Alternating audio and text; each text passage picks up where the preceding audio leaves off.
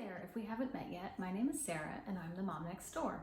Today I'm going to share with you my 5 best tips for organizing recipes, and I'm going to share why I use an electronic method to organize my recipes instead of those super fun but outdated binders.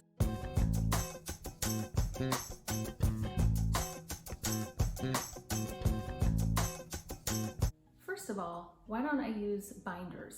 I see that a lot as a tip for organizing recipes, and I used one for many years myself. What I found though is that it takes a lot of time to handwrite recipes, or it's a hassle to print them if I find them online. So my first tip for you, tip number 1, is to use an app like Evernote to store all of your recipes electronically. This makes it really easy to take screenshots of what you find, to copy and paste text, and to get all of those recipes from all the different places into one spot.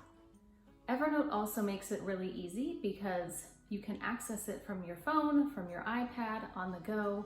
If you're at the grocery store and you think of something you want to make, you can pull up that recipe right on your phone and make sure you have all the ingredients you need. I do want to note that I've tried about a dozen apps, and Evernote is by far my favorite, but you can use whatever app works for you and still follow these same basic principles. Tip number 2, only store recipes that you have actually tried and that you love. I love to find new recipes on Pinterest and all over the web, and I keep them there until I've actually tried it. So in my virtual or electronic recipe book in Evernote, I only keep those tried and true recipes. Why do I do this? Well, I do it because I know every time I open my recipe book, it's full of recipes I love and that I'm comfortable making. Tip number 3 is to use tags. Evernote has a tag feature.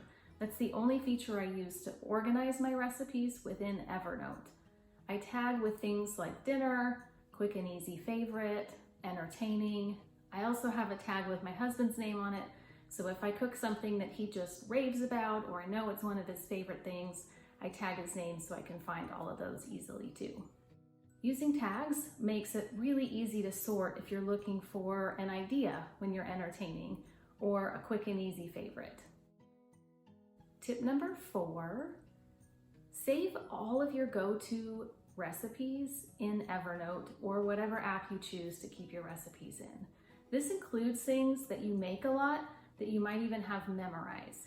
I do this because if I find myself wondering what I should make for dinner, I can go to my recipe book, I can browse through it, I see only things that I've made and that I know my family loves or I know I love, and even though I have recipes memorized, they're good reminders of the things I can make quickly and easily. Tip number 5 is to start today. Taking action feels good. You don't have to turn this into a big project. You can start slow, but download Evernote or some other app. And what I did is I set mine up over many years. Just every time I'd make something, I'd add it to my recipe book. I've built my recipe book up slowly, but it's turned into something super helpful, both for cooking and for meal planning and just deciding what to make for dinner. To help you keep your recipes organized, every time I post a video with a recipe in it, I'll include a recipe card at the end of the video that you can take a screenshot of and save to your recipe book. I'd love to build a community where we can all support and learn from each other. Comment below with your tips for organizing recipes, and feel free to throw in some of your favorite dinner recipes too. Thank you so much for watching.